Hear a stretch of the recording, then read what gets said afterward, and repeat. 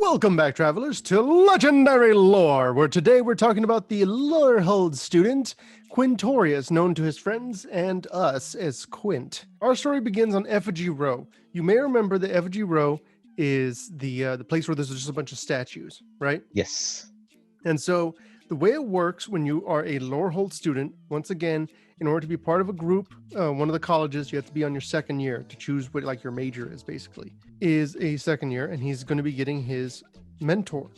Now, the way mentors work in Effigy Row is you go up to one that you're assigned, and then you spirit call it, you spirit raise it. And then once it shows up, then you basically learn everything you can from it and create a historical document based off of that person's life. So obviously Quint is super excited because he's like Golwanda the Blood Spiller, Zandril the Executioner. It's going to be super epic. I'm going to have so many things to talk about, and I'll get to like see like what wisdom they have to impart on me as these like magnificent warlords. And instead of any of these particularly impressive historical figures, literally, he instead gets Asterion. Asterion, well, I can just say exactly what his mentor's spirit says. And this is their first conversation. He talked about brambleberry jam and clotted cream on scones. And then his second session and third session, we're talking about efficient cummerbund implementation, proper hygiene for certain breeds of dogs, and of course, just a surprising amount of surliness in relation to noble women. Can I get this guy as a mentor? That sounds amazing. The thing is, he needs to write a paper on this fool. I could write a paper on that. See, this is who we always said my secondary thing would be Lorehold. That I'd want somebody like that. And what's funny is that guess who assigned it to him between Plarg? the two deans. It's Plarg. It was Plarg. It was definitely Plarg. Plarg. And like literally, this is the reason it happened. It says that Plarg had decided to specifically assign students to recently excavated statues. Yeah, so Quint just goes up to this his guy Asterion, who admittedly he is a fierce knight commander. Like he was a commander of an army, but he was not a obviously he's as far as who he is was not the same as his statue, if that makes sense. Yeah. It describes the statue as a young man clad in the finest plate armor a smith could make, sporting a steely countenance of a shrewd tactician. Steely. So he uses the rousing and he just whooshes Asterion back into existence, basically. And this is going to be his last time talking to him. He's going to just leave the statue alone, put it all the way behind him, because he does not want to deal with this fool anymore, right? Already you've heard about him, how he is as a person, talks about scones, talks about little dog hygiene, stuff like that. He's like, Quint, my good Luxodon. Sorry, that's not the right voice. Quint, my good Luxodon. I've been thinking about your question for our last discussion, and my answer is I absolutely would love to. And so Quint is going through his journal as quick as he can, like, what did I ask him, and why would he love to? And he goes, I don't know what you're talking about. I would love to accompany you on a grand tour of your fine campus. I thought you'd never ask. And he's like, I didn't ask. How about we just talk? He goes, every time we've met, we've done nothing but talk. Surely that's not all your project entails. How about getting to know each other? And Quint's like, I really don't like this. I think we know each other well enough. Very well, I suppose you want to know about my life, where I lived, my genealogy. And obviously, because this guy was an actual historical figure, they already know that. And he's kind of surprised by that. And so he just tells him, he's like, yeah, you were this, you were that, you were related to this person, you had these cousins. He goes, oh yeah, they were very spoiled. The thing is that the last question he has for him is about the end. Because all they have are reports that he had left the school grounds traveling toward Pillar Drop, which is their excavation site. And then a month later, a search party arrived without him. Eventually, a monument was made by his mother to remember him by. And then he was found 2 months ago after being buried. He goes, would you believe me if I told you I didn't quite recall? I remember up to a point, and then snatches, fragments, like blurs lit by torch flame. And so obviously that would kind of make sense. He died. So like if he died of like starvation or a concussion or something, he wouldn't remember it. Quint's done. He's got all the information he can out of the spirit. It's time to say goodbye, put him to rest. And he's like, thanks. I'll see. I guess I'll see you never. And he's like, wait, can you take me to this place where the statue is found? And turns out you can't take spirit statues out of Effigy Row because they're supposed to be there. And if you break one, you're in trouble. If one goes on a rampage, you're in trouble because white and red, those are two very possible things that could happen. It's like, I'm going to cast Wear and Tear. Yeah, exactly. Or just shock the 3/2 token. Then he says, I remember the rules. They were around in my time. And you know who followed them? Cowards and fools. And Quint's just like, you know what? I think it's important to follow the rules. And eventually he's able to get him to go to the dig site. All Luxodon on Arcavios know the story of the famed lost city of Zantafar. Poor nomad children would tell each other their family versions of the tale around nightly campfires. Treasure hunters of all persuasions sought the city out for its promise of fortune and glory. Obviously, Asterion knew about Zantafar. What was surprised him was that he said, Descend the steps, O pilgrim. Dipping on the beach. Do. Descend the steps, O pilgrim, O wanderer. Reason that surprised him is because that is an old Luxodon poem, which this guy obviously should not know, because why would he know that? It's called the Canticle of Jed. And Asterion's like, well, it's because I knew a Luxodon, a guy named Viz Zvakanal. So Zantafar is supposedly at Pillar Drop. Like, that's enough to get Quint to want to go and find out what is it that he can find there? What is it that is waiting for him beyond the dig site? So as they're going by, they're going by the dig site, which of course is headed by Hoffrey Ghostforge. And they do not need to get caught, because if they get caught, Quint could be in profound trouble. Quint and Asterion, they look and they can see that there's this area that is like being excavated. And he's like, that's where we found your statue. And Asterion's like, alas, that is not the right area. They won't find anything in that hole. And they're like, that's where your statue was. He goes, do you think my mom was good at geography? She did not put his statue in the right place. And they're almost around when, of course, Quint trips. The reason it's important to note that he tripped is because he has a big trunk. Well, yes, but more importantly, his clumsiness is actually a big part of why he's in Lorehold in the first place. 2 years prior to going to Strixhaven, obviously he's a second year, so this was pretty much immediately before everything. He got kicked out of the Rundlestrom Military Academy because what happened is that he got into a fight with 3 bullies, basically, at the military thing. They were probably like trying to haze him kind of thing, right? And he wound up using a magical ability to his own, like his innate magical traits, to be able to trip and basically just tumble all the guys that were trying to attack him. So it says it right here. It says usually he would use the magical gifts he had to stop runaway sheep from staying. Oh, by the way, he is the son of a shepherd. So basically he would use this kind of thing to push the sheep where they needed to go and goad things in the general area, closing walls and things like that. And so he would just reach out, drop a banner on a guy's head, tie up another guy's shoelaces, cause another one to trip or break his arm, stuff like that. And so he did that basically just by extending his clumsiness to others. His magic is clumsiness. Yes. His magic is... I love it. And it fits a red-white character that they're not... And it's like the red clumsiness, the red chaoticness fixed with the white passivity. And it kind of sets up his character of someone who is able to stumble and is destructive, but at the same time does not intend to destroy, if that makes sense. So obviously he trips, all of his baggage is all over the floor, and Hoffrey's like, what was that? And Quint's like, Asterion, hide, go, run now. You can't be seen out here. If they spot you, I get expelled. I don't need 2 of those on my record. Yeah, that'd be pretty bad. Also, you may have noticed that that was actually the artwork for Expel is Quint getting kicked out of the military academy. I hadn't noticed that. So All I'm basic, noticing is that you're telling me that his magic is clumsiness, and I think in his card art he's like scaling a wall or something. I'm just like, excuse me? Is he good? Is he gonna be good? of course he's going to be good. He's fine. He's got those big Dumbo ears, which might be racist to say about a Luxodon, but you know, take him as you see him.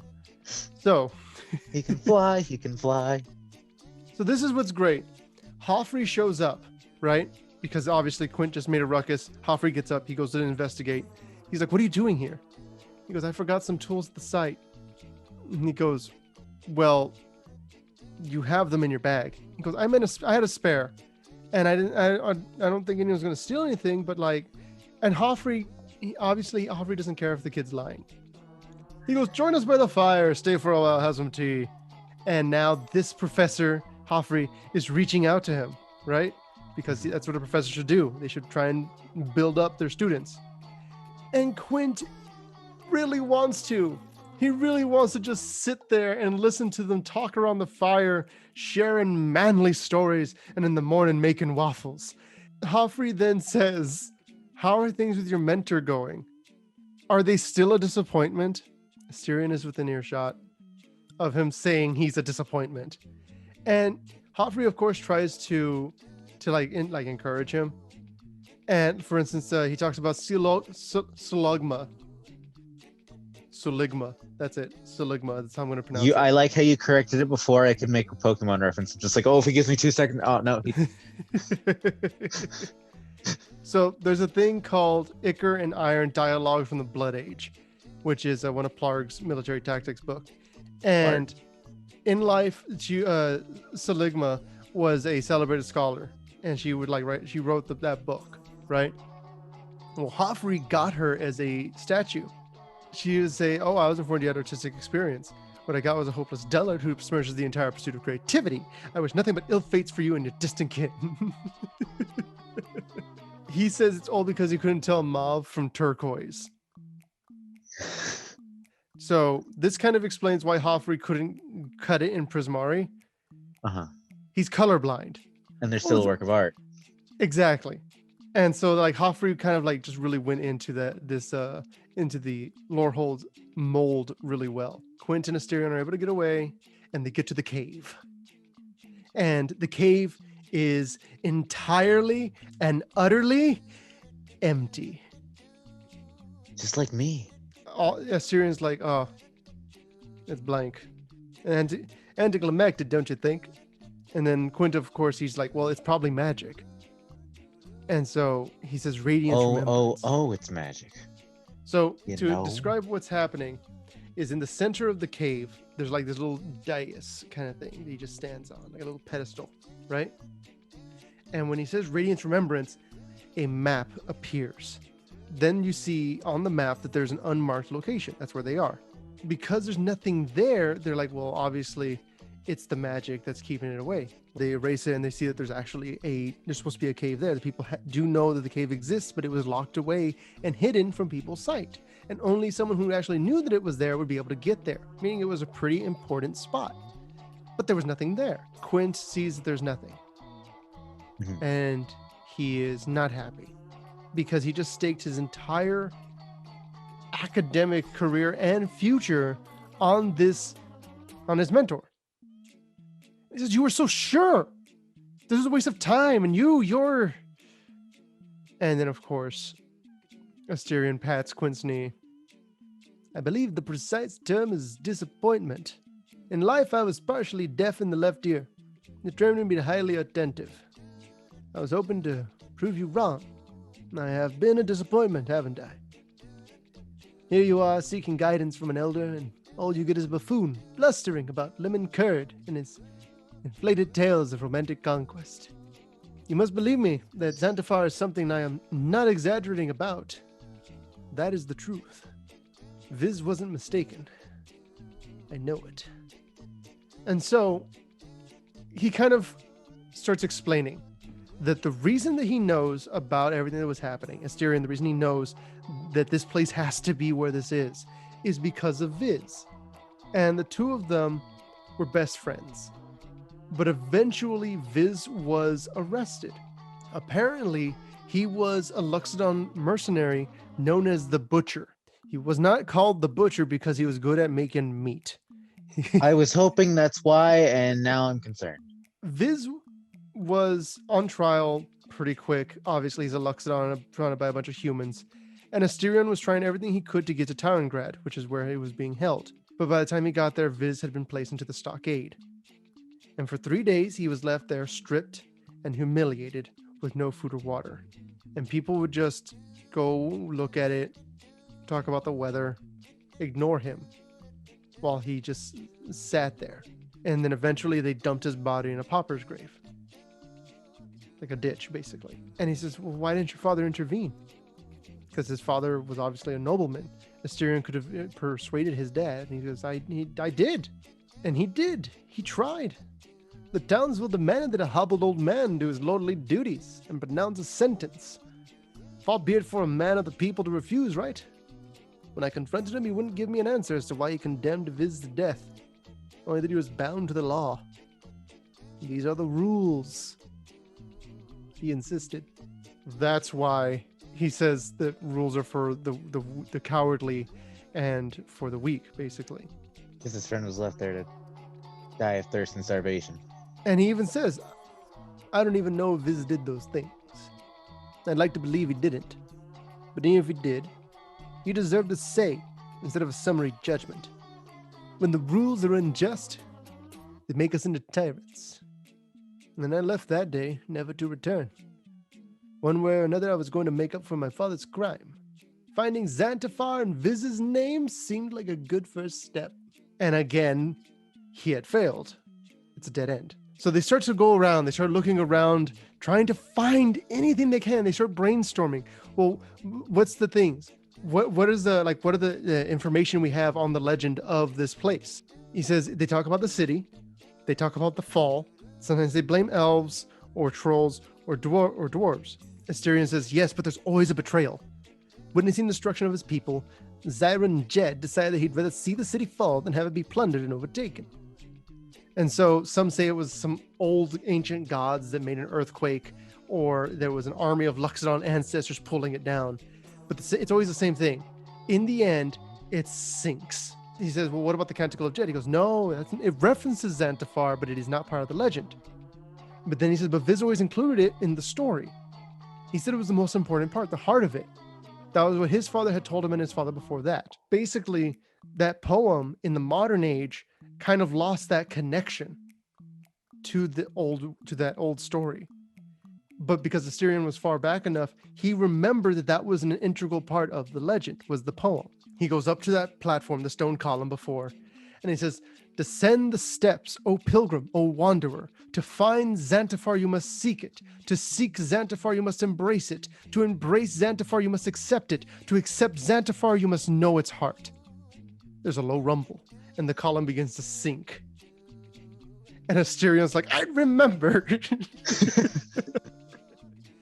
And they look down this giant hole, and he goes, you do realize, if I made it this far, I did not return. As your mentor, I cannot say, go down there. It's too dangerous. And Quint's like, we're already here. We found it. We probably found it. And it's really cool what Asterion says. He says, do you know what it's like to be dead? It's being in a place of mist and silence, wandering hallways that end abruptly or turn in upon themselves endlessly, stairs that go nowhere and hills that ascend into infinity. It is existing in a place of forgetting, of endless wandering with no purpose. Every grand door leads to a dingy broom closet. Every shutter opens onto a window obscured by relentless grime. It's where I go when I'm not with you. I don't know if it's my penance or if this is the fate of all who die, but I would spare you this if I can. I'd like to not have more death on my conscience. No one ever thought of asking a spirit what it's like to be dead. They have the ability to talk to them, and no one ever thought of that. Quint descends. into the hole with Asterion as his belay, basically. Quint gets to the bottom and he sees a human body. He can see breaks and fractures of exposed bone. The left leg is bent in an unnatural way opposite the knee. The left arm is broken in several places. I fell. I didn't think it would be so far down. Such an impetuous mistake. I thought I had done something tremendous, when I was simply a fool whose life amounted to nothing and whose death was meaningless. And then Quint tells him, that's not true. You found something meaningful to every Luxodon on Arcavios. You found that. And he looks, and it's just this beautiful city covered in luminescent fungi. And he goes, how about we look around? He goes, Quint, my friend, I've been waiting for centuries, not a moment longer. And That's not where it ends. That is how the story ends. That's a really good ending, though. That is a great ending. I love it. It was so good. It's so good. They did a good job of characterizing Asterion as this like a waste of space. And that was his entire conceit. That was his entire problem, is that he was doing everything he could to redeem someone who could have been a murderer. He definitely could have been a murderer. He might have also just happened to have been an elephant when no other elephants were around. I love it. I hope you guys love it too. Go ahead and leave a like if you like the video and subscribe so you can see what happens in our current timeline of Strixhaven. And yeah, subscribe for more content.